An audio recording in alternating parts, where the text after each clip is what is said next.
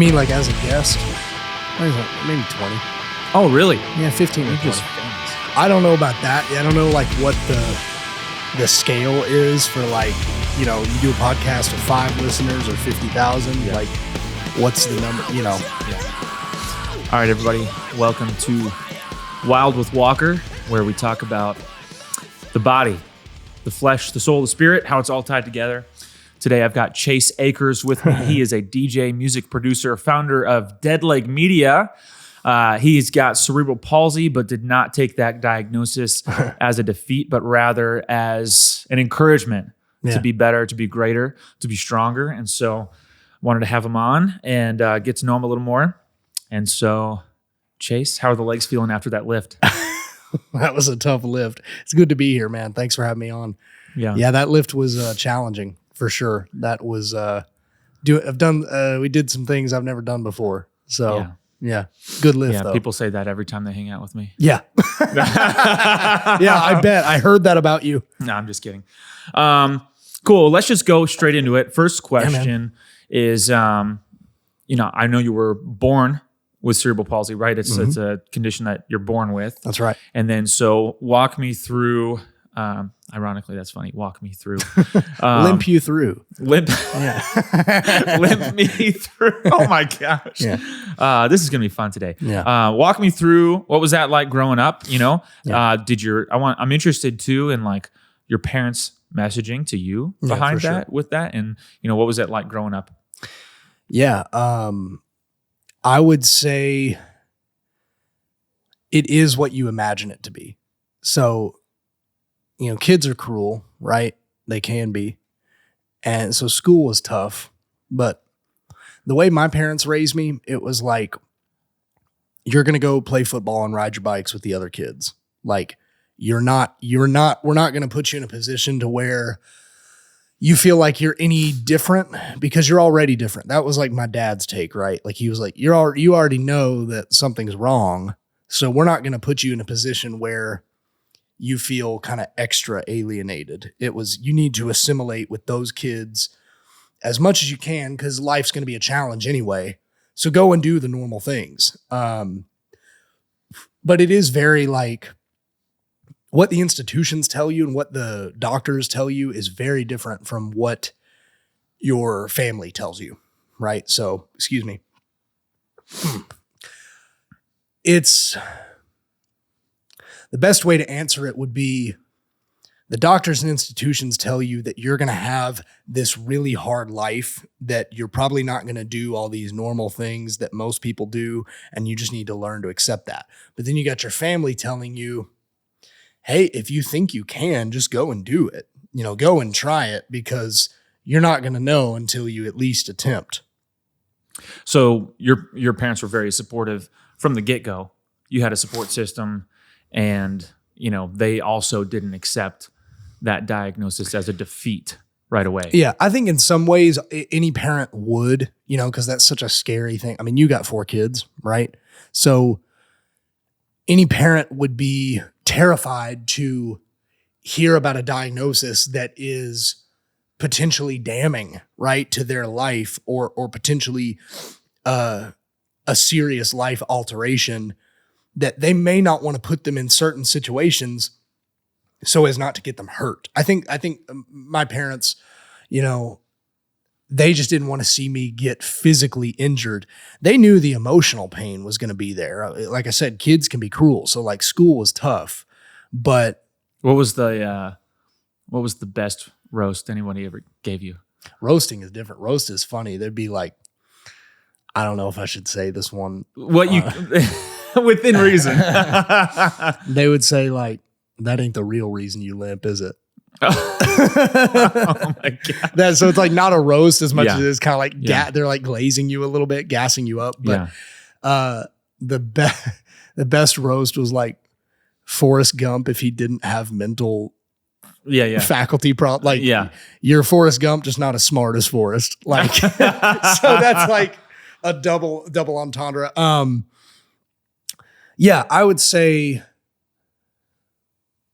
your family, it all starts at the dinner table, right? You know that as a dad. So Your family culture is going to define how that child goes about life. And so if you've got parents that are like, no, you need to be in this bubble. You need to not experience any pain at all.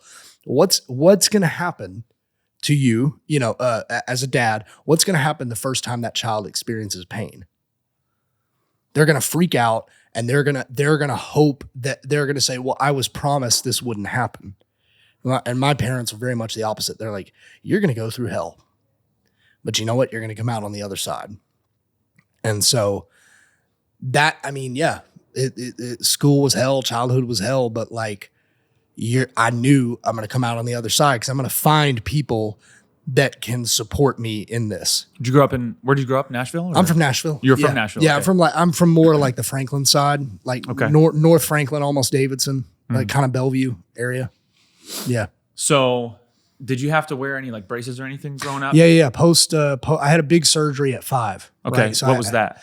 That was, I forget, there's a colloquial term for it called a release, but there's a Latin term for the actual surgery. I can't remember, but what they do. So I'll just go back to the beginning real quick. Cerebral palsy is a neuromuscular disorder, meaning it is a brain I call it software, not hardware, right? It's a software issue up here that causes your hardware to malfunction. So the signals that my brain is firing are not getting to my legs correctly. And that's why, like when we were lifting and I was doing those crazy Bulgarian squats, you could see that leg on the nervous system shakes on the bands, right? Freaking out. The nervous system's going, we get what you want to do, but we're not going to do it. Or we're going to try to do it, but we can't promise it's going to work. So I had this surgery done at 5 before I hit, you got to do it before the growth plates open, where it's pretty gruesome, but they cut you open, break your femurs, pull the hips out of the socket and rotate them left and right respectively. Because again, you're born pigeon-toed like this and your hips are turned on their axis inward, like proximal, as your wife would say, being the trainer, proximal to the spine. They needed to be distal. They need to be rotated out. So you got to break the femurs, cut the quad, hamstring, Achilles, and calf, split it down the middle, stretch it. It's gnarly. That's crazy. Crazy. While That's those bones insane. are broken, you cut those, kind of fillet it and then stretch it and then bolt the hips back in with titanium where they should be. So Try to eat the mic. Yeah. Sorry, you gotta split the muscles, rotate the hips. I should know that. It's an SM7. It's real. You gotta be right up on it. Yeah, you could be up on it. So rotate the hips, bolt them back in place with titanium, put you in a wheelchair and a half body cast for 2 years. Wow. So you spent 5 to 7 in a body cast. In a chair. In a chair. Half body. Half body. So like from motorized chair? No. Or no. you wheel? That's why I got these lats, bro. I was wheeling around. I was like, wheeling. I was doing wheelies and like. Were you really? Oh yeah. At like 6 years old? Yeah, I could do stoppies. Like hit the brake, go real fast, hit the brakes, and go. Whoop. I mean, that's pretty sick. Right? Yeah. 12 o'clock on the way, like in a motorcycle. 12 o'clock on the wheelchair. But yeah, I had to learn how to walk again. So I got bored. I would sit there, like played enough GoldenEye to be like, I am done. I'm so bored. I beat Mario 64, beat GoldenEye, and I was like, it's time. I need to move. Like, so I graduated to a walker, still in the half body cast. That's at 7 years old? Yeah. Okay. So first grade. First grade. Yeah. Back in school, walking around like an old people walker. And technology's really changed with assistive devices, right? I never wanted to walk with the I call them like hand crutches where they like attach at the wrist. I didn't really want to do that. So I just went from walker to walking in the cast. They put me after the big ones, they put me in a knee below cast. So I started walking like 10 man, no dorsiflexion in the foot, no flexion in the knee, just walked around the house as much as I could.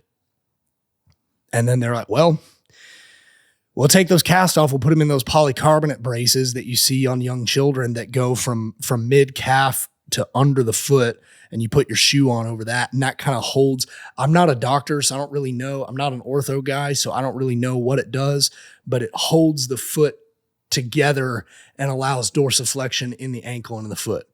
So you can slowly rebuild those muscles. Dude, I was there. so limber because they cut they filleted the hamstrings vertically and horizontally. I was so limbered I could sit on the ground, touch my nose to the floor.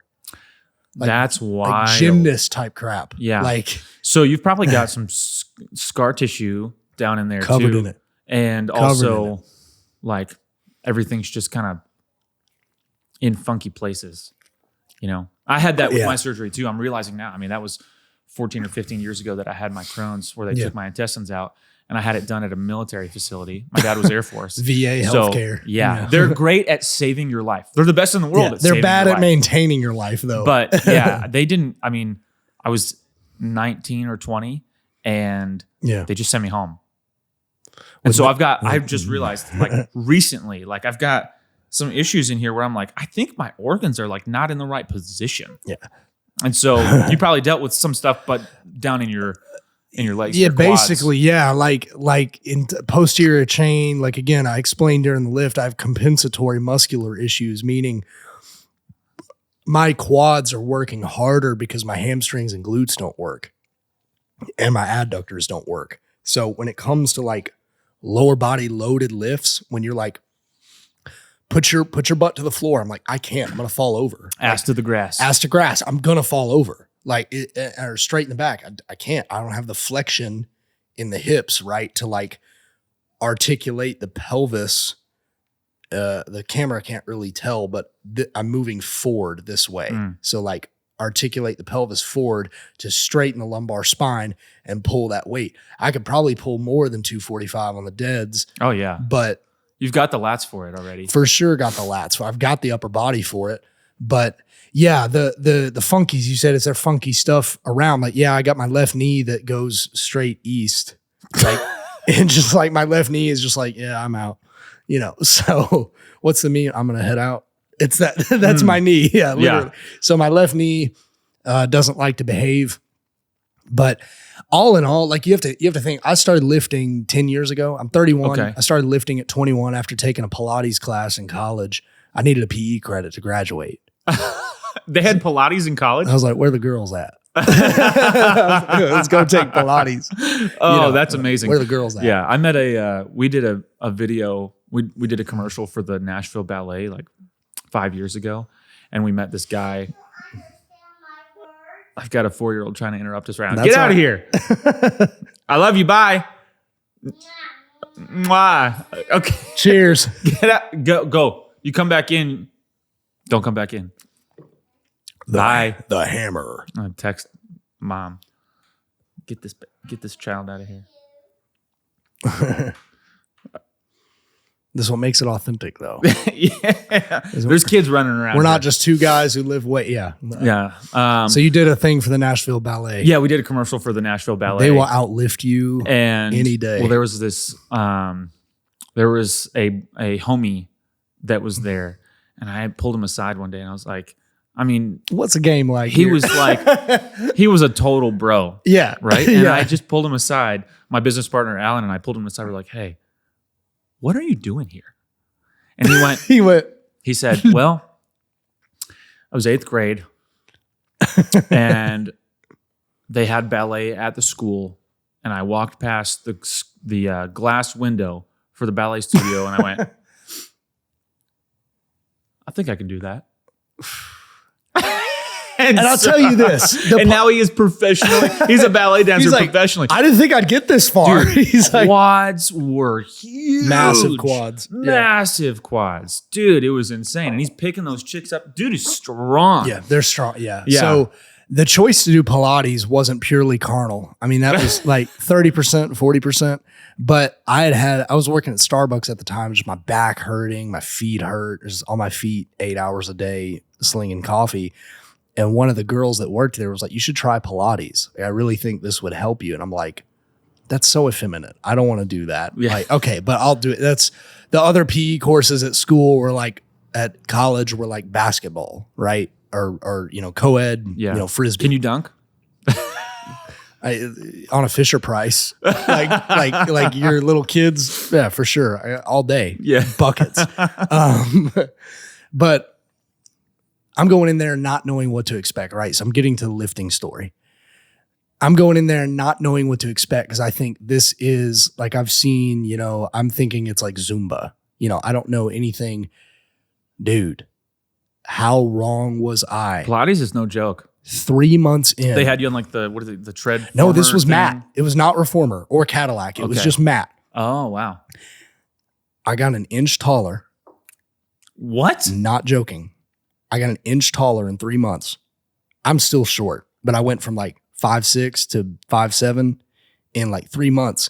In college? Yes, senior year, because they had stretched this practice twice a week doing Pilates, 60 minutes of mat work, stretched my legs and lengthened my spine. You ain't going to see it, but like, you're not going to see it from looking at it. But if you knew me, I have a photo I'm going to send you from before Pilates, after Pilates. Never touched a barbell in my life. The doctors told me never lift weights. This was 90s science, right? This was like I knew pumping iron. I knew Ronnie Coleman. I knew Arnold, but I'm like, those guys are on steroids. Like, I know that's weightlifting. That's all the weightlifting I knew. So doctor said, don't do this. You're going to hurt yourself. Well, back before I got based, I believed them. I believed what institutions told me. I'm like, yes, sir, I won't lift. Well, the Pilates thing,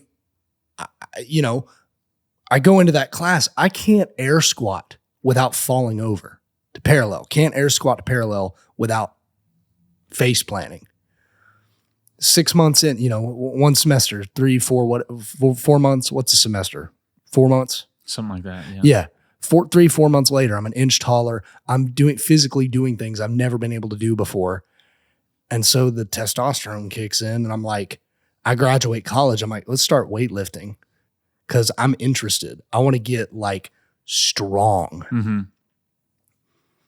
And that's where the story starts. Started lifting 10 years ago and never looked back. And I'm honestly doing things I never thought I'd be able to do. How much of your mental health do you think changed from that? 98% of my mental health is due to being strong. Yeah. That math may be off. If we're removing the fact that Christ is Lord, I would say the faith portion aside, 98% of my mental health is due to beating this into the ground. Because, man, it's a dark road. Yeah. Can be, right? Can be a dark road. So how much, I saw one of your YouTube videos recently and you said, I wouldn't do it differently now. No. I wouldn't do it differently. I'm grateful for this adversity, right? Call it that. So walk me through that. If you did something really hard and the outcome that it gave you was so precious to you, would you give that up? No, of course not. I mean, my story with Crohn's disease is the same way. I was super athletic and, I played hockey super competitively as a child and then played soccer and skateboarded and, very extroverted, spent time outside hiking, backpacking, camping, fishing, all that sort of stuff. And then when I turned 19, 20, was just like wrecked and had to drive myself to the emergency room, had 12 inches of my colon taken out. And I'm like, what the heck? Why did you do this to me? Right. You know? And that's the same question I asked myself for a long time until I realized that adversity was the key to doing things I would never be able to do. I wouldn't be who I am without this. Yeah. And so that's my answer is I wouldn't do it over again. And so if God rewound the tape and said, you have a chance, because I still don't know why he gave it to me. I don't know why I have this affliction. I just know it's here for some sort of purpose. And my life goal is to find that out. So I can't spit in the face of God and say, well, I want different cards. I want to play a different hand. He's like, nope, that's the hand I gave you. And the river's coming. So you better be ready to show down and put all your chips in, go all in and bet on this because a providential God will probably, give you a good hand. Yeah. So I wouldn't do it over again because all the things I learned, all the people I met, all the lives that have changed me, I wouldn't get. And if I get to change a life, awesome, but I can't give that up. Yeah. No, that's awesome. So I think I've had the same experience. Adversity, if we talk about conflict and how that leads to growth, the people that our society respects the most are those who have gone through the most adversity, right? Like, who does our society honor Ideally, the most? they honor those people. Sure. Yes. Soldiers, army, military, people who've seen battle. Our society obviously respects them generally more than people who have not faced adversity. And I think that's because wired within us, we're all see it that way. And so, the mentality that I try to have is to be grateful for it. Yeah. I think another one of the things too is God had to slow me down. Right. And so like the question is, what could I accomplish? What could you accomplish if you didn't have this? Oh, well, a heck of a lot more. Right. I mean, I could I could snowboard, I could ride, I could do more dangerous things on my motorcycle. When did you get into riding then? What? When did you get into riding bikes? I was 17. Okay. Yeah. I wanted to start hanging out with my dad more. When he was home from tour, he would go on motorcycle rides with his friends. And I was like, I want to do that. And he's like, really? What do you mean? Why was he? Well, was he skeptical if you could? He was skeptical. Yeah. And he was like, well, take the learn to ride course at Nashville State and see if you can do it. And I passed on this old 250, Rebel, little junker Honda. And I was like, well, what are we about to do? Let's go find a Craigslist bike. And I started riding this little 125 single cylinder, mini cruiser.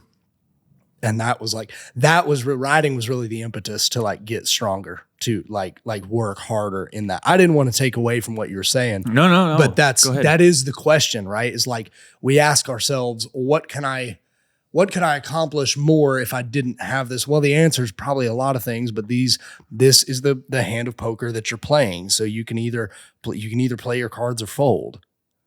But if you fold, you're going to miss what's in the pot. So that's how I see it. Is that's why I wouldn't do it over again, because what I'm gaining here again is so precious to me, and hopefully I can affect other people's lives with this, such that I would look back and go, yeah, I don't regret that one bit. But yeah, I got into riding because it was a way for me to hang out with my dad more as a teenager, and then just never stopped. I was like, oh, I like this. This is the sport right here. Yeah. Yeah. That's cool. And so when did professionally you've been doing music now for how long? 15 years. 15. And your dad was in the industry, you said? Yeah. Yeah. What did he do? He was a pretty decorated session player and arranger in Nashville. So I called him Nashville famous. If you're in the scene, you knew who he was. He had a 17-piece band that would do did you ever hear of Dirty Loops? Did you ever hear Snarky Puppy? Anything? Yeah. So that kind of Dirty Loops, Snarky Puppy, big band, but it's funk, soul. They would take his band, Tim Akers in the smoking section would take pop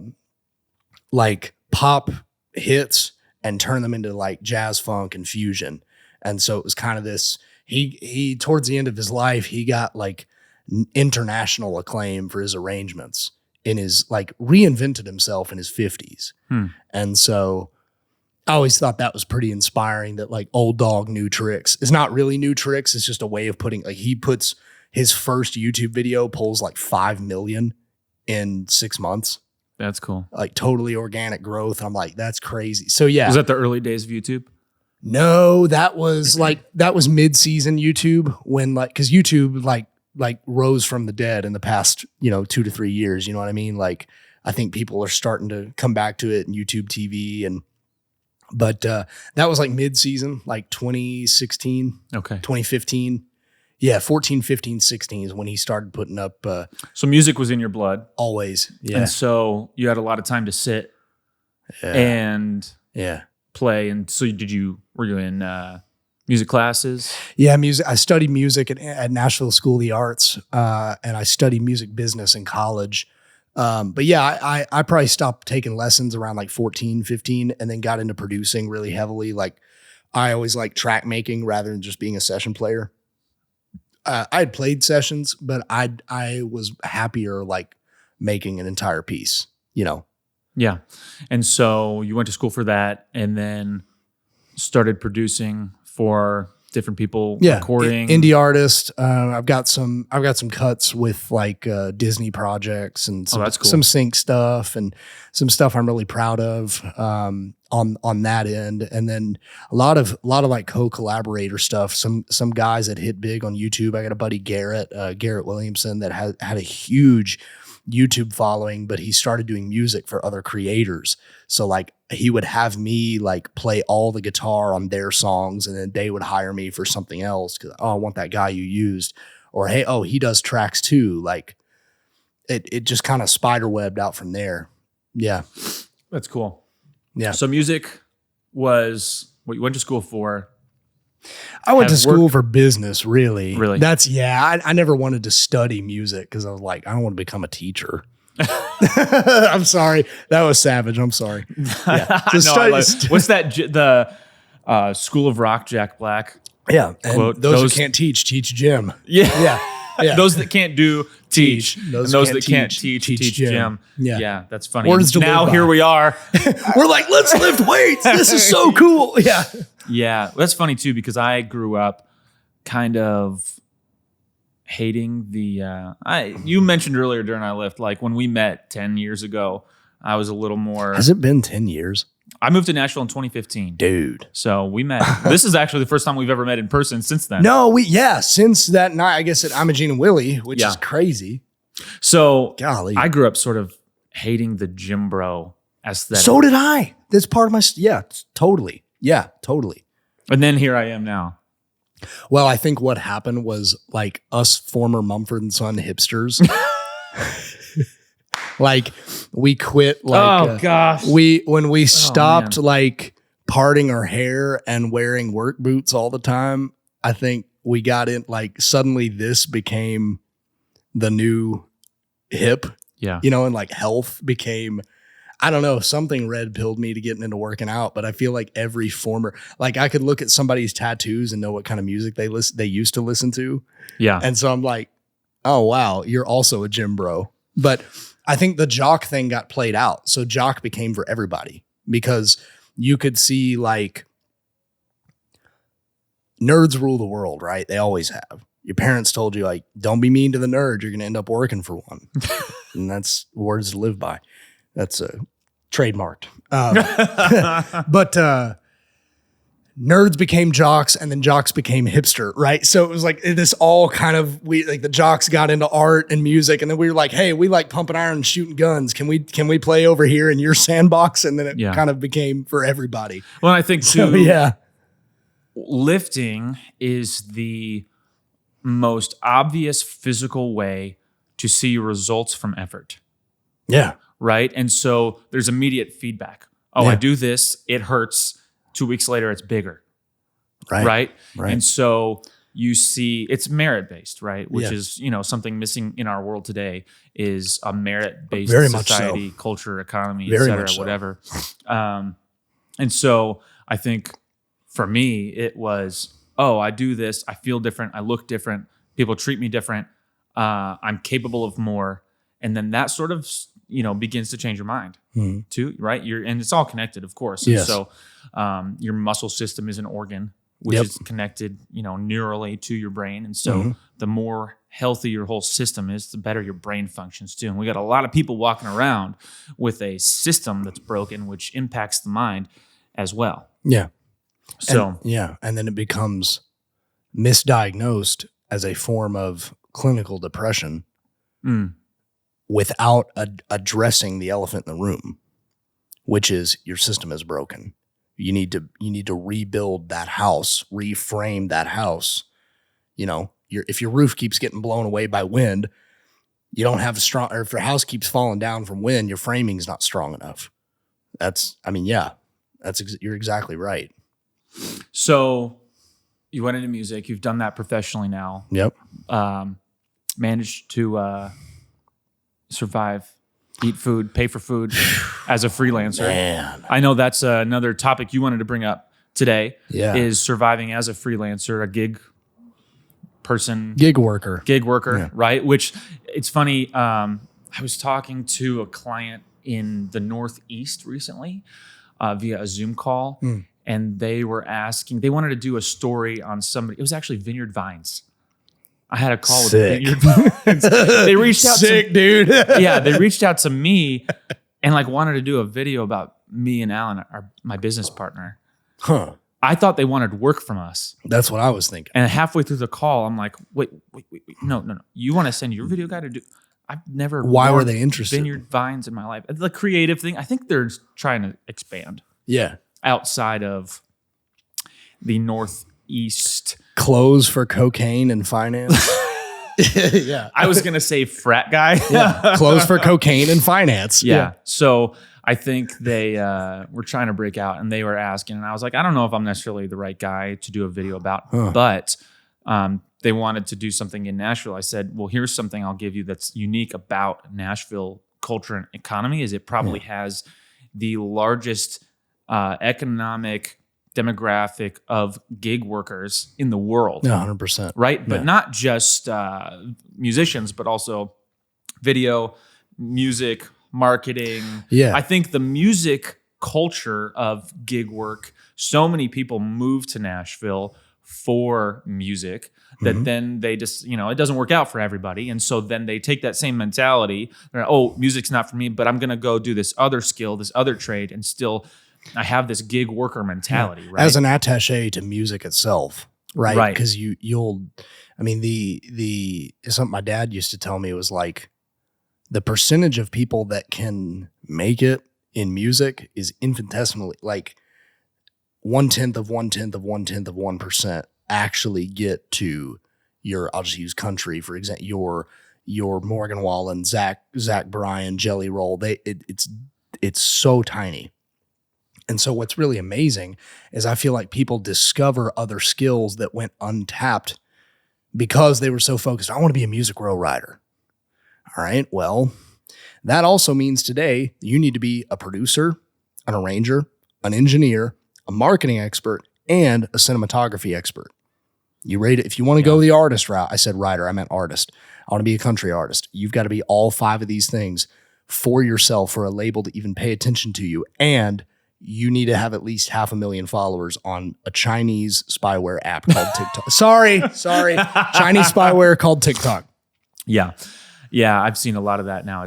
I've heard stories of artists that will just, they're amazing, creative, fantastic, music's awesome. And they have, they don't even have social media because they've been focused on their craft. And it's like, well, that was the, what was the redhead guy from Virginia?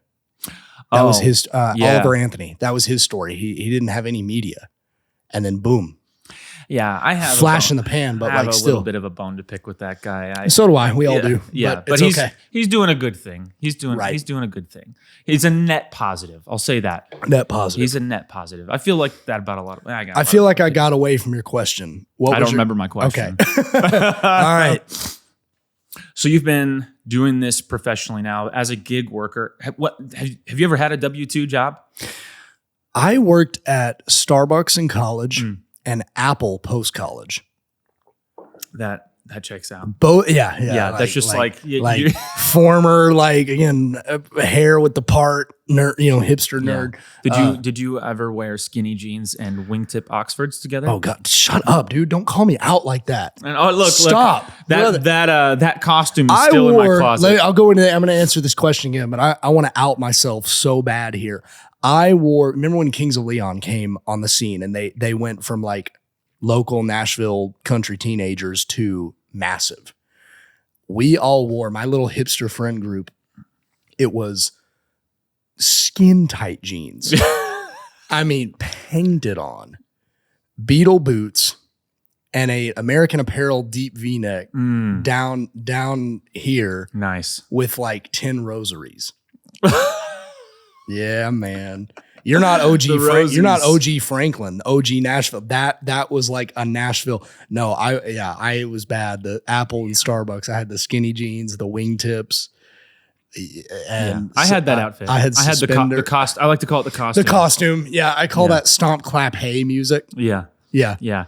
There is somewhere hidden on the internet. I'm not going to give anybody any keywords to search for, but when Jenna and I got married, we had a band, and it was a stomp clap band, and it's out there on the internet somewhere. May God forgive your forsaken soul for making that kind of music. So as a gig worker, been freelance for 10 plus. Yeah, about 10 years. I mean, now. I will say, like, even though I was at Apple and Starbucks, like I was doing the DJ thing on weekends, and then I ended up working for what they call a multi-op. So like a guy that owns a bunch of DJs, dancers, fire breathers, like whatever, casino nights, whatever kind of you're sent out as like a mercenary to do weddings. I spent 5 years with them. Like a talent manager. Yeah, it's like a talent man. Multi-op for DJs is like,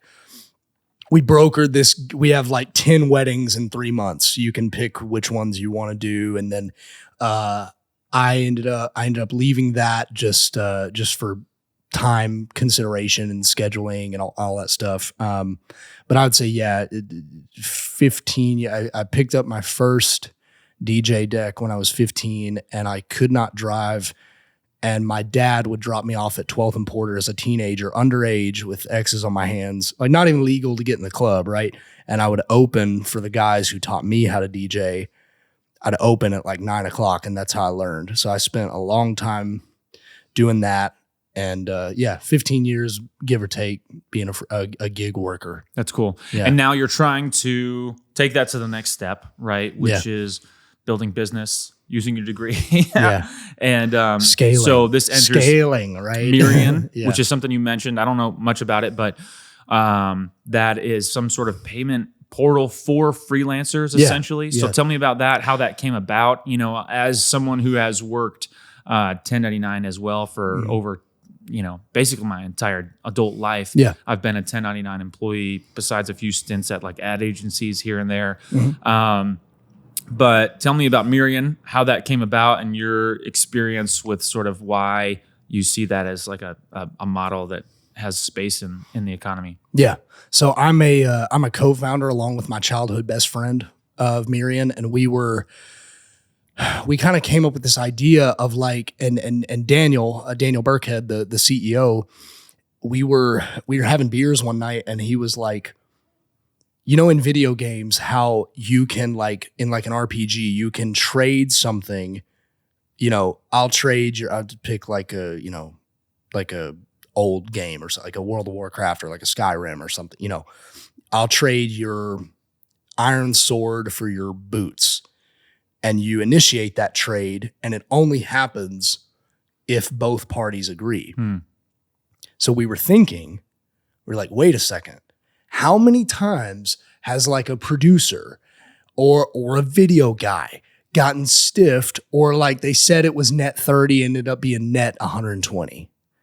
How many times have you been stiffed by sending out that final or sending out that mix or whatever it is, and the client goes, well, we've had some budget cuts, and can I get you half now, maybe half in 9 months, or hey, we'll circle back, we'll do lunch.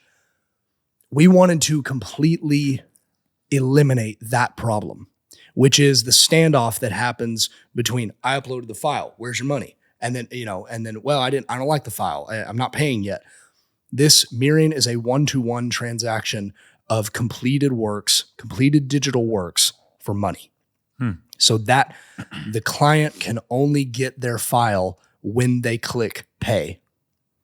So I know there's some, I've used like if Fiverr, for instance, has something like that built in, but it's only for Fiverr. That's siloed to Fiverr. We're entirely different. If you're a mercenary, again, like I use the military analogy because it makes it, you don't necessarily work for anyone. If you're with Fiverr, you work for Fiverr. Right. And don't get me wrong, I love Fiverr. I've got friends that are high up at that company that do good work. I've got friends that have bought multiple houses on their work for Fiverr. So good company. But we are empowering creatives to focus on their business and not their invoicing, not their back end. They should be focused on getting the next gig. Yeah, that's cool. And it essentially works as like an escrow account. Essentially, yeah. So what it is, again, like the simplest way I can put it is we have also a milestone program that say you're going to engage with turn that Vineyard Vines thing around. You're going to do a 6-month long project with Vineyard Vines where they're rolling out, spring, summer, and fall, for their collections. Well, through Mirian, you could set up a milestone program where you have your 6 months laid out in 6 milestones. We're going to pay you for month 1, then month 2 comes, and your deliverables come with that. So you send out the deliverables, and the money is uploaded at the same time. It's a 1-to-1 exchange. So you can break that out however many times you need to. And they can download a file once they approve it. Mm-hmm. Right? Is there like they can see the file? They just revision process built in? Yes. You can do that. We have atomized within the milestone section. You can do like, oh, sorry, I forgot to, on my end, it'd be like, I forgot to mute that background vocal that you didn't want in there. I'll send you a revision, no charge, whatever it is. So yeah, it can get as atomized as you want it to be. That's cool. That's awesome. What are you using for file storage? So are you going through Amazon? In terms of web services? Yeah. Yeah, we're using AWS. Okay, yeah. Cool. That's cool. It's pennies. So really, no big deal. I might need your help with that. We have some stuff. All right. For Huck. I'm gonna put you in touch with our CTO because I'm director of development and a director of product at Mirian. I'm not. You're not the coder. No, me either. I'm not even the camera guy here. I can't. Yeah. Alan does all the camera stuff. I'll put you in touch with Brendan, our technical founder. Nice. That's cool. But we currently have a 2 gigabyte limit per file send. You know what I'm saying? Like you could milestone out, 5 milestones at 2 gigabytes each. That's 10 right there. But we're looking, obviously, as we grow, as we scale, we're going to expand that to send, S-log files or whatever, massive, pieces of video or photo. That's cool. Yeah. I love that. And so hopefully that offers, more freedom for individual creatives and whatnot to sort of manage their own business. There's a lot of tools that they can use, but it's sort of, you got to piecemeal them together. As my co-founder says, as Daniel says, QuickBooks, you have transaction management. We have that too. We transfer. It's in the name. We have that too. Mirian's not reinventing the wheel. This is his line. This is what he says. We're just putting all the wheels on the bus. You need one place to send and receive your files. And I'm thinking, I came to Mirian and we came together because I was the perfect customer. You get stiffed on sending out enough mixes and you're like, I don't care what your label said, pay me, Yeah. So yeah, I feel like the same way right now. I'm looking for an office space, and I've had many office spaces over the years through Nashville. Mm-hmm. We had an office in the Gulch for a while. We've had offices all over. When we first started in 2016, 2017, we were in a friend's basement. That was our first office. Yeah. But I work from home now. Most of it's mobile, but the team's growing. And we need some places, and I cannot find a spot. I've gone and looked at every co-working space, and I don't want to. They're not for me. I'll say that. None of them are for me. Well, it's also hard to work on a digital asset with distraction.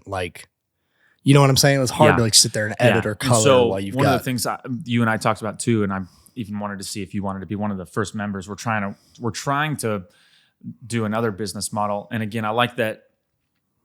As you grow in all of these things and business, it's like, okay, I'm in video production. I'm not going to go start an ice cream shop. No. I'm in music production. I'm not going to go and start a hot dog truck. Although I did try to do that 2 years ago. We're not going to talk about it. Got it. But I did buy a hot dog cart off of Facebook Marketplace. And haven't we all? It sat in the driveway for 2 years. Jen was like, this needs to go. Yeah, that's a whole nother story. I'll tell you about later. It was pretty funny. So tell me about this thing you're working on. So I want to create a space that is sort of a men's club. And I know you say men's club, people think of different things, but imagine more of a country club. Yeah, men's club does not mean the same thing as gentleman's club. Correct. Just Correct. getting that. Yeah, It's men's club. Not a gentleman's club. Yeah. But, I'd love to create a space that has multiple office spaces that you could rent out privately, a co-working open space, but then like half of it is a private facility for fitness and gym and workout. Do you mean if like a Soho was like men's focused for like it's less social, like men's health? Yes, but the Soho element of that's where we get shit done. That is where that is where we GSD. Absolutely. Yes, I'm not interested. I got 4 kids now, run a business, try to work out as much as I can, try to be friends, try to be involved in church, try to do all these things. And I need a place where I can go, I can get my lift in, I get my workout in, I can focus, I can connect with other entrepreneurs and business owners that I am like-minded to. And so, yeah, if anybody is interested in the Nashville area and has a building or anybody's interested, we want to create this sort of men's entrepreneurial fitness health club. And who knows where that could go long term. I'd love to even expand that eventually. This is like a big dream to like family focus too, and even have one that's just for women as well. But I think this will be more popular than you think though, because health is coming back into the hands of families. And it's coming back at the power of the people. We're seeing, if the last 5 years have taught us anything, we cannot trust the institutions before us. We can trust us and our community. This is how we used to be. You knew your neighbors. You know that plays into your business model here. Yeah, and there's enough creatives in that. That word is almost a curse word. It's almost like I'm a creative. Like no, but there's enough let's say cottage industry, industrious, fighting age men. If this is a men's club, who would go for this? Because they're like, I need a place to do everything short of wrenching on my car. You know, I need a place to lift, commiserate with other business people and other creatives, and I need a place to lock in and GSD. Because when I go home, I want to be home. Right. I don't want to be, let me get this email. I'm guilty of that. I mean, this Mirian thing. Oh, this dead leg thing. I gotta do this. And it'd be great to leave, even as a freelancer, again, cottage industry. It'd be great to leave, bless you. It'd be great to leave work at work, wherever that place. I think this would be wildly popular. Yeah, I think it'd be fun. You just need a commercial real estate investor that would see the merit, even if you were installed in like a multi-use place. You know, if you were a part of like a multi-use, you know, and if it had a condo on top of it, so be it. But yeah, I think it'd be fun. I think it'd be cool. Eventually, like you said, institutions have lost their trustworthiness. I think that's why podcasting also got so big. Oh yeah. Was because people lost trust in the media. Everybody became a researcher over the last 10 years. Yeah, because we can. I saw this meme the other day. I reposted it. I got a little hate for it, but it said, you know, the doctors are saying, don't confuse your Google search with my medical degree. And then underneath it, it said, don't confuse your medical degree with my ability to use the most powerful search tool in all human history that gather all knowledge together. Yeah. And I'm like, you know what? I didn't have to take that class or that class. I could just hone in and focus on this. And that's why when I got Crohn's disease, I know words like Mycobacterium paratuberculosis because hot. The nerds are hot, right? Yeah. Because I wanted to figure out where Crohn's disease came from. And who knows if that was like a parasite that was in cattle that possibly transmitted something over to humans, that whatever. I don't know if that's true. I think more than anything, I was vegetarian. Talk about being soft. I was soft. I was a vegetarian for a girl in high school because she liked Under Oath and she was vegetarian, and those were pretty much my standards. Right. So you get her listening to Kubla Khan and steak. Yeah, steak, Kubla Khan, White Monster. Done. No, I did not marry her. Good. So good. I married the Puerto Rican. Yeah, Puerto that's Rican. What I call Jenna. She's a quarter Puerto Rican. I call her my Puerto Rican. So you know the food is good. Yeah. I had to teach her how to cook, but I almost went to culinary school too. So I love cooking. So with this idea, I'm very curious about this because I feel like that could really take off. I just want to let you know that's like my official take on it. I mean, I'm not a commercial business developer, but I will say that I think that would explode in popularity with the right marketing and the right positioning. I think because the YMCA is just the Y. It's great. Yeah, it's great. I love the Y. It's great. I work out at the Y every day, but I need a place that's not like. And Andy, I'm sorry if you're watching this, barista parlor. Like, you know, I mean, not a coffee shop. Something a little more exclusive. A little more exclusive. It's a little distracting to go and work. I can't, edit a video or color a video in a loud, noisy environment. I love this idea. Not to mention the business incentive of if it's your office space and the gym and a cigar lounge all at the same time, it's a write-off. It's so for sure. and much less the meetings that you could host there. I mean, you could do events, you could do, kind of exclusive, you could have. My brother-in-law works for Sierra Nevada Brewery. Nice. In Asheville. And they have a primary care physician on staff. For the employees. That's cool. So you can take your family members, your kids, your wife, as an employee of Sierra Nevada to your primary care physician at work at the brewery. So I've always when I learned that triggered something. I was like, okay, healthcare is definitely going to change. It's already changing. It needs to change. And so I'm excited to see where it goes. There's a few dental practices now and other clinics and whatnot that have like a subscription service. And so I definitely could see health going to a place now where it includes maybe a lab once a year, primary care physician checkups for your kids and other things. Of course, you need to go see a specialist. You go see a specialist. That's my question is why not combine those things? Why not put your that's how it should be. Yeah. So my idea is like maybe we can start with just this like men's like entrepreneur fitness business club thing. I don't know. We'll call it something later, but start there, then expand, grow. I'm a bootstrapper, so I'd rather bootstrap something, test it, grow it, test it, grow it, test it, grow it, rather than take on capital for something. That's me. I'm not saying there's anything wrong with taking capital for a business, but the way you could start is you start it organic without a building. I don't know if that's possible, but you could. You got to have a building, but you don't have to own the building necessarily the first time. If you can find the right landlord, but overall, that is just. Is there a place where I can have this wholeness and wellness all together? It's exclusive. There's going to have to be some sort of interview process to have the right people there. Yeah. And the pricing model has to be such that they don't get priced out. You're not. You want to price out some people. Yeah, for sure. But you don't want to price out everybody. You don't want only, guys with a half billion dollar net worth. You gotta take it. You want to price out the office space in Nashville already is crazy. And so insane. I think honestly, you're sort of pooling this together here to where if you pull it together the right way, you can make it.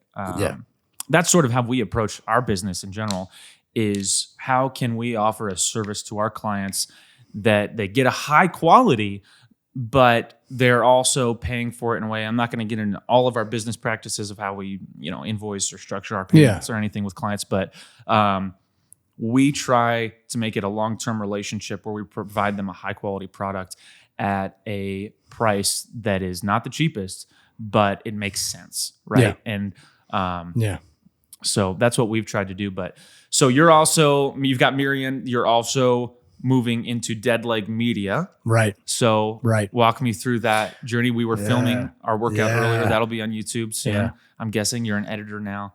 You do everything. What don't you do besides run?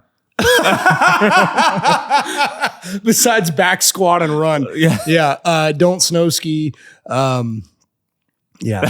Any skateboarding, anything that's kind of. Oh yeah, I wanted to put you on the balance board. We didn't get around to it. We can do it. I can do it all. Let's do it live. F it. We'll do it live. Deadlift Media is a new venture. I love the name. Thank you. That's so cool. I love the name too. That actually comes from. So I'm in a motorcycle club. I joined the MC about 3 years ago, and got a gnat on you. Get him. They're coming out in Nashville. Already. So Dead Leg Media comes from the name that my MC gave me. It's a road name. It's what you're called, as a member of that club. Everybody's got one. Yeah, everybody's got one. That's cool. President, Boomdog. He was an explosives dog handler in as a private military contractor and a member of the United States Army in Iraq. So he handled dogs that sniff out IEDs. So Boomdog. Cool. And he used to run a club called the Boomdog Saints. Dead Leg Media came out of that name, and it just kind of seemed right.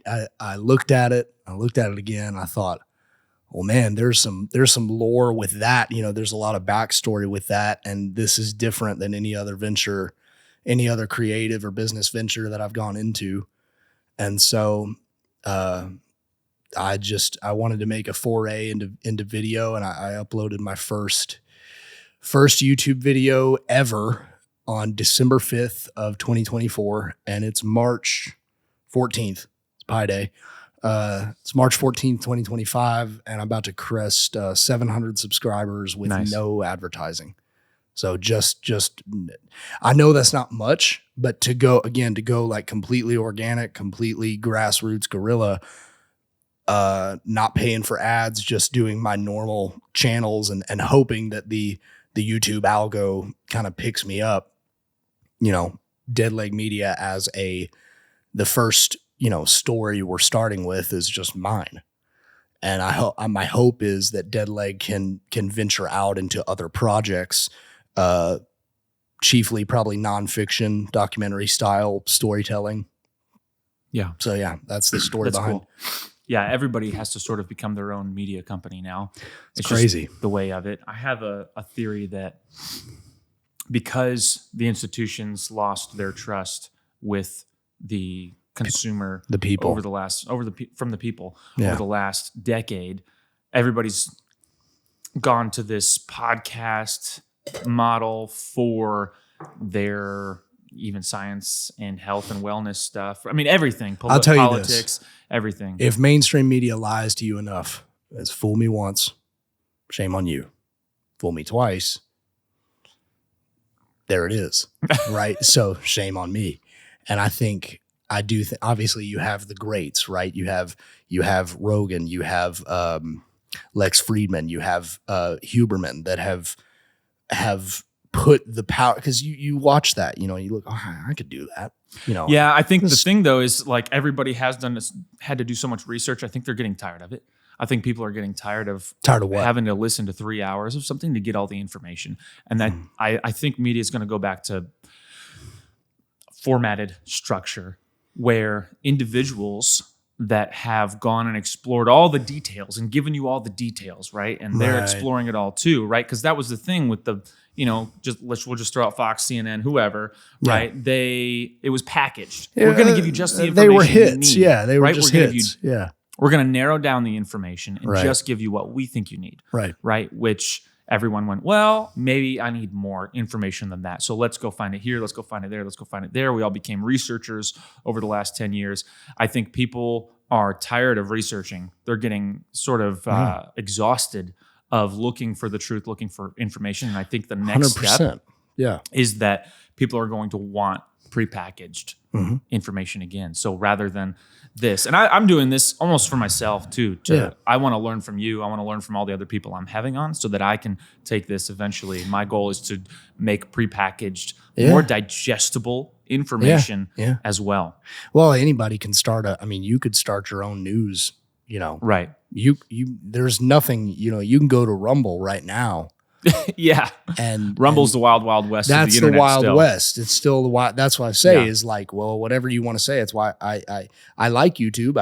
I'm amassing a following there, but I'm saying if you want to go as hard as you want, go pick a channel and start your own news company. And I had issues with Dave Ramsey growing up, but that's probably because haven't we all? I was wrong. about how I yeah. Right, well, the baby steps actually work. Yeah, the baby steps actually work. Yeah. And one thing I like about him is that he has narrowed it down so well. And I mean, his system does work. And Yep. And do you have to follow it? No. Can you move beyond it? Yes. But it's a really good system to go to. And that's what Jenna and I want to do with health and wellness is sort of what are the baby steps for people that we're so messed up on. And we talked about earlier in our YouTube video, in your video with our lift was Olympic powerlifting and bodybuilding taken over. Yeah, right. And so people have this wrong idea that, well, if I want to get right, I'm going to have to be an Olympic weightlifter or a bodybuilder. Or what they tell the girls, which I'm glad this kind of narrative is changing, but don't lift heavy because you're going to get big. It's pretty simple. Like it's impossible. It's impossible. Yeah, you're not going to get bulky unless you're taking testosterone and if as a chick. If you're taking tea and some other stuff. But yeah, we've got the messaging has gotten so weird with, I mean, again, like you saw me during the banded Bulgarians, like I can deadlift 225, no problem. That is more challenging. So then you get what I'm saying, right? The dichotomy between, okay, these big, massive lifts are really easy because I'm cheating everywhere. Those Bulgarian chaos squats or whatever they're called, can't cheat. That's, Well, in CrossFit too, I think a lot of people view CrossFit as a form of fitness, and it can be, but it's really a sport. Right? Oh, it's a sport. It's a sport, and that's okay. I have no problem with CrossFit as long as you view it as a sport. High Rocks is sort of becoming the new type of thing now too, where people are, I want to get into that because it looks fun. That's cool. Do it. Right. But that is not wholeness, right? Being whole. And so you have to, what is being whole? Well, that's walking, that's eating right, that's drinking right, that's doing all of these things. That's figuring out how to realign your system so that it works together. And those can fill in portions of that, right? Olympic weightlifting, cool. It's awesome that I can, my PR is 405, which is not on deadlift. You got a 405 deadlift? I got a 405 deadlift. My guy. I'd like to break 500 this year. You a little dude to be pulling 405. That's pretty good, man. I'd like to break 500. I got big long arms and a short body, so it makes it easier. But I'd like to break that, but I'd like to do it without training deadlift, right? I'd like to be able to just be strong and be able to move everywhere. And then every now and then when I have to do a deadlift, oh yeah, look, that was easy. Today, I have not been training bench press, and I just set a PR today. You matched my PR today. I matched your PR today. Big 235 boy. So it sounds like you and Jen are wanting to create a system, a roadmap of, hey, it's not just about, like I always say, White Monster, Motley Crue, and bench press. Yeah. Right. That's like, that's the Father, Son, Holy Spirit for me. I'm just kidding. That's funny. But yeah, wholeness is, and getting away from, like you said earlier, in the lift, like some of the Liver King stuff, even though Brian was lying through his teeth that he wasn't juicing, he's still juicing, meaning, roids. Which PEDs are fine. Just be honest. That's your goal. Like what Sam Sulek is doing. He's honest. He's going to win the Arnold, if he hasn't already. But it sounds like I don't think he's made it yet. I think he just qualified as a pro. That's crazy. And so he's 21. He's got to go. And it was funny when he did his cut. He wasn't as big as I thought he was. No. He's huge. Don't get me wrong. He's huge. He's bigger than I'll ever be. But he wasn't as big as I thought he was. Right. Once he did the cut. You lost too much weight. And I'm sitting here like talking like I know what he's doing. Yeah. I'm sitting here from an armchair. But it sounds like you and Jenna have a really cool idea of, is that kind of all inclusive? Is that like the lifts, the spiritual aspect, the diet aspect, the family life aspect, being a good parent? Is it kind of... Yeah, and it's all from a biblical lens too, right? Amen. So I think I'm like trying to develop out like an 8-week course that like churches could do on like Wednesday nights or whatever. Yeah. And you could also do online. Well, there'll be like an online media portion to it as well. Ramsey has that. I mean, he does great. And so I'm totally just going to rip him You off can copy and paste that. Yeah. Totally. And so, and he also has expounds beyond that too. If you want to learn how to invest, that's not in the baby step program. right? If you want to learn to invest, you can do that. If you want to do real estate, you can do that. These other things, right? Like here's the core, here's the foundation, here's where we start. And so we want to do that too. Is number one, how do we even get Christians to figure out that their body matters, right? Because a lot of them believe that the body doesn't matter. It's crazy how common that is. Well, and I'm not being ugly, but like they'll say like, well, God's got me. I'm like, yeah, but your vehicle is. There was a guest speaker at our church this past weekend. Oh no. And I'll probably catch flack for this, but whatever. Dude was like, I got cancer and I don't know why. I don't know why God let that happen. And I'm like, dude, you look like you weigh 400 pounds. No wonder you got cancer. Yeah, it feeds off sugar. Yeah. Dude, what are you talking about? Yep. What?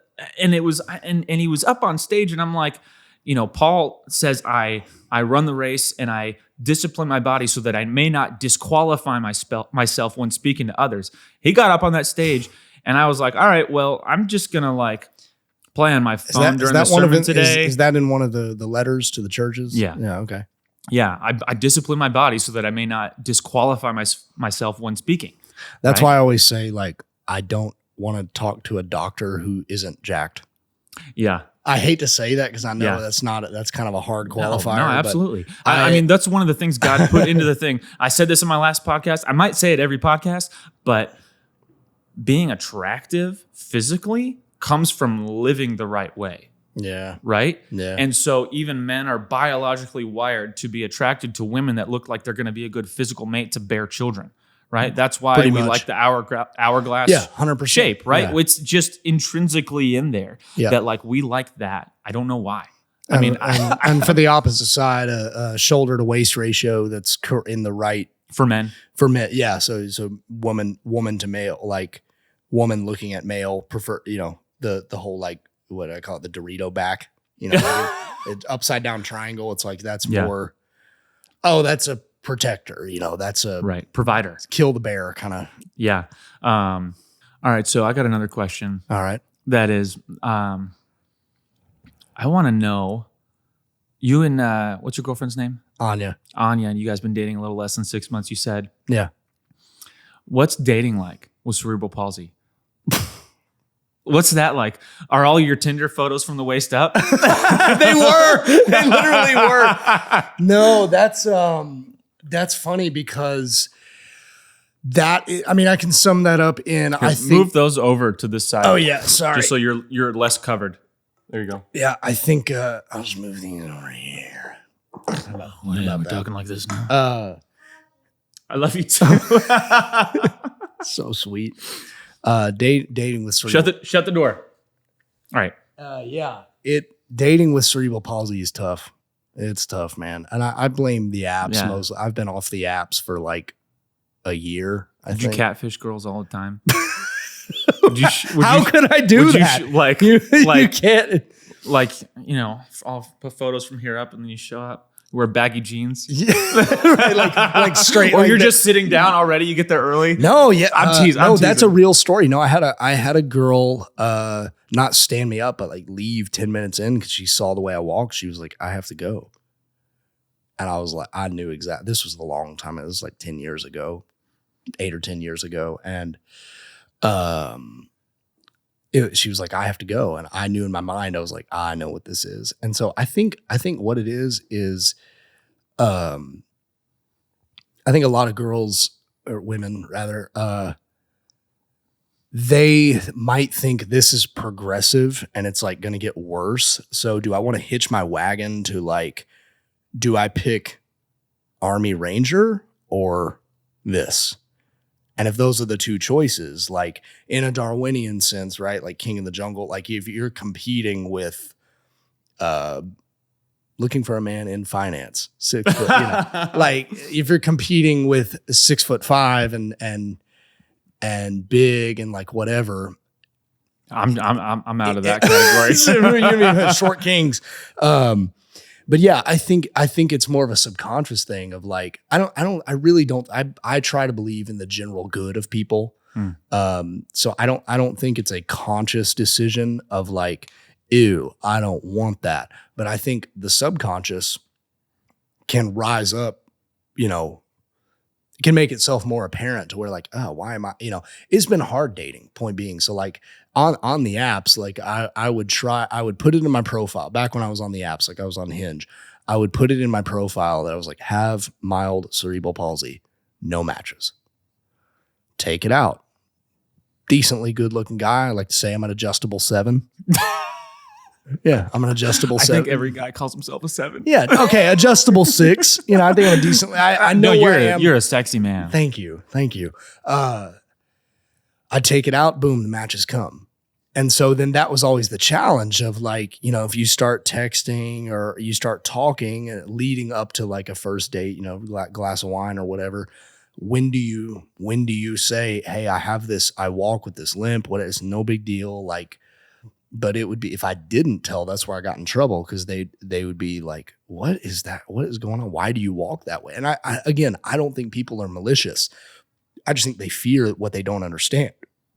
And so, excuse me, they fear what they don't understand. So if they see something like that, it's like, that's odd. I need time to digest with that. So I guess in a way it could be considered catfishing.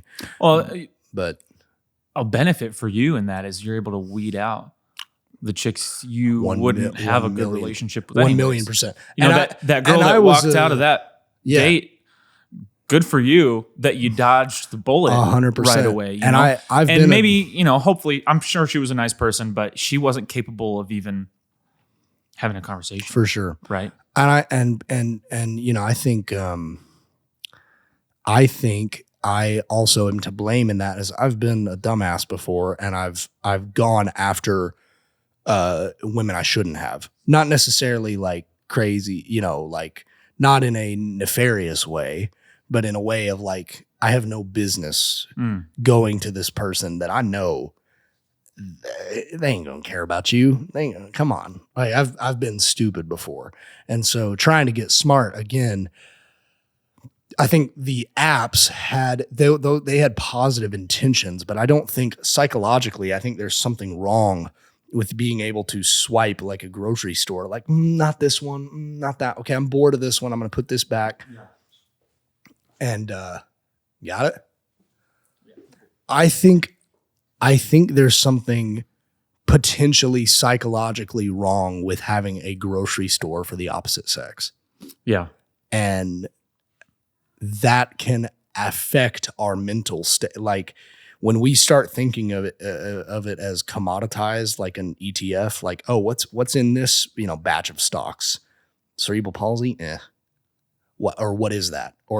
And don't get me wrong, like I've met people who are very informed about it. So it's not all been bad, but I would say for the most part, me and my friends who have cerebral palsy or something similar, they've had a tough road. But that's also a cultural issue now, right? We live in a depraved culture. I'm not going to be all hellfire and brimstone, but we live in a very evil, depraved culture that is teetering on. Now the pendulum's swinging. I mean, I do think the cultural moment that we're in, the pendulum is swinging towards righteousness. But I think we live in a culture such that, relationships have been commoditized to what can you give me? What can I get from you? And how long is it going to take? That's a problem. So I've always had a kind of different perspective. Again, I've been an idiot before. So I'm not going to sit here and pretend I've got this all figured out. But I think it's more of a commentary on the cultural moment that we're in than it is like, what's dating like with CP? It sucks until it doesn't. Yeah. So yeah, well, that's with all things. I was talking to another buddy recently about growing business and how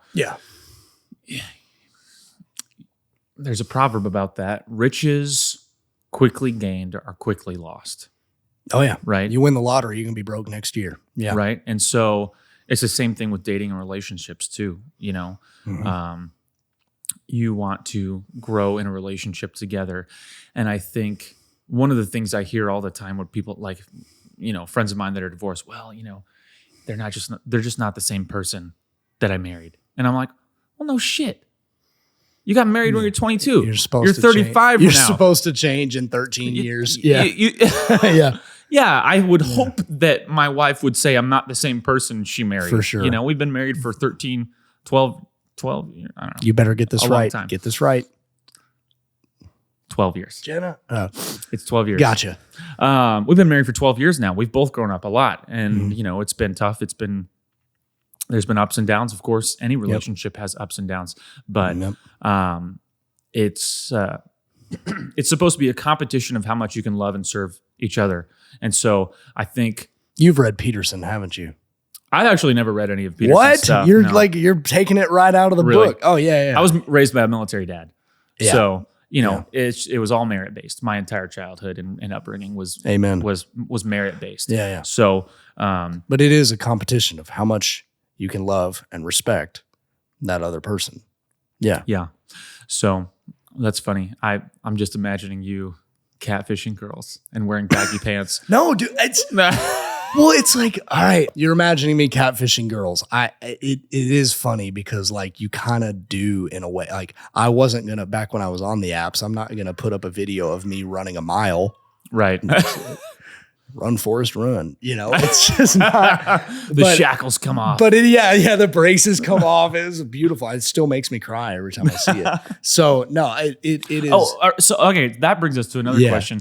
How much of cerebral palsy do you think is spiritually based? Give it a percentage.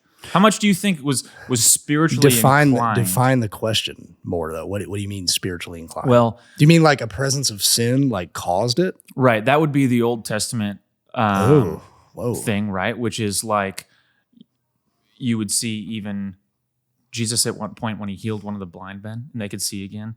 He said that's not because of their parents' sin, right? It was so that this moment could happen. You don't reap the grapes of your father's vineyard. Right. Is that however, the epigenetics of pre-Christ was your children suffered because of sin. But post-Christ is not that way, right? Because we are imbued with the Holy Spirit. So there is something metaphysically that happens. And that's something I'd love to have somebody on the show eventually to talk more about that. Yeah, you would almost really need interested. Somebody really versed in DNA and also maybe like a Aramaic, fluent Aramaic speaker with a guy that like understands the human genome to see, because we're getting into like quantum, right? This crap's over my head. And this might be a question that God never reveals. So define the question, explain to me like I'm 5. We talked about earlier, I think that cerebral palsy is something you can be healed from. I believe just like I think Crohn's disease is something that I can be healed from. And by the way, like for what it's worth, the company name Deadleg is not necessarily a metaphysical or spiritual commentary on the power of healing. You know what I'm saying? Or one might say, well, why would you call your leg dead? You're alive in Christ. Yes, I am, but that name has lore and meaning. Do you understand what I'm saying? It's not, we talk about, we're speaking death or speaking life, power of life and death is in the tongue. It's not necessarily that. What it is a moniker that lends itself to a deeper story.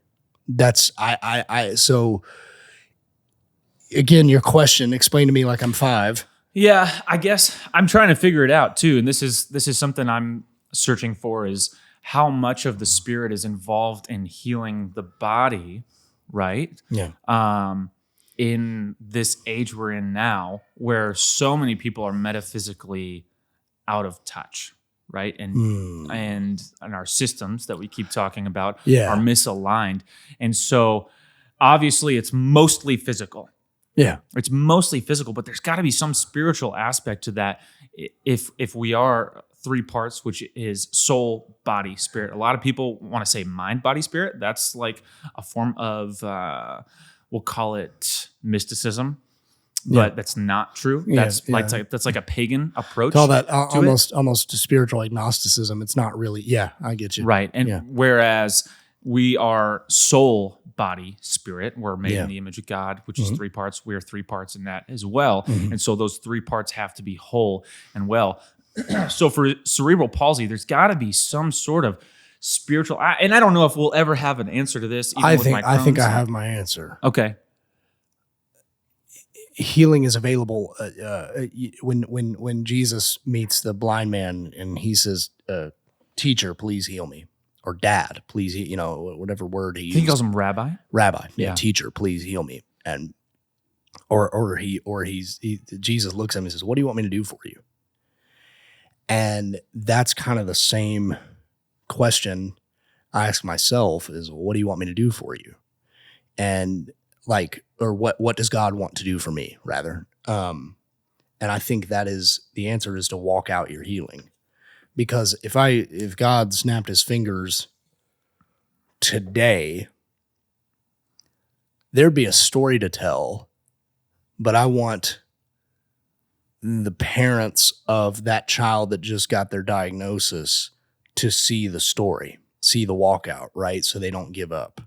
So I do think there may be a spiritual connotation to cerebral palsy, but if anything, it is an opportunity to walk out healing that may or may not happen in an instant. We are, I love that you keep saying walk out healing. Walk out healing. Because that's when people see you, that's the physical thing that they see. Yes. Is your inability to walk normal, right? Whereas you're walking out. I think that's cool. That's exactly right. And so,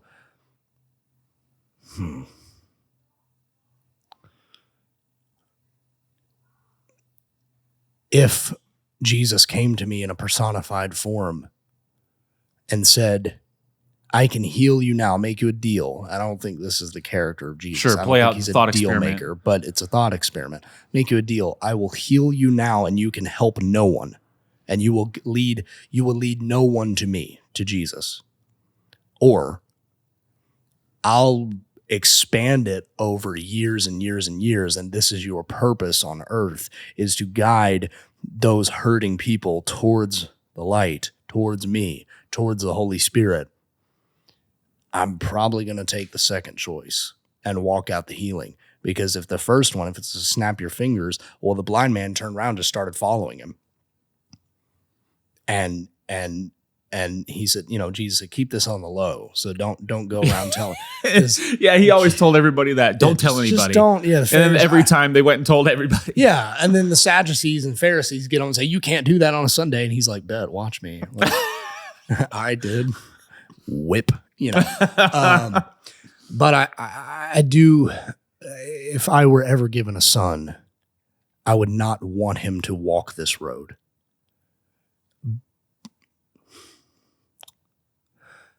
But I will say it's given me everything I've ever wanted, which is resilience. And there's nothing more valuable than that. Yeah. Because if you can walk that road and not give up, there's not much you can't do. And so that's a question I'm going to be chewing on for probably about a year. Now that you asked me that, is what are the spiritual implications of such an affliction? How do we define that in a post-theistic world that does not believe, post-theistic society in America, United States that does not believe in God? How do we define that? If you look at someone and say, and I say, God healed me, well, you're still limping. I don't believe you. That's your problem. Because I am being healed. And that's Dead Leg's story. That'll preach right there. That's the story of Dead Leg right there. Nice. Well, Chase, thanks for coming on, dude. Dude, thanks so much. It was a pleasure for having me. you. It was good to get to lift with you. I need to have you over some more to work out. Yeah. I want you to go train with Pate. I'm going to. I'm going to give him a call. I think that, of course, 100% healing or whatever, you might not have quads like me one day, but have what like you? Quads. They're huge. I don't know. They're not huge. That big. They're not that big. Yeah. They were bigger. Yeah. But I think your story is just beginning in the public eye. I'm excited about what you're doing on YouTube. I want people to check out your YouTube channel. I'm going to link it in my description here on this. And awesome. God bless you, brother. God bless you, man. Thanks for having me on. I really appreciate it. Cool.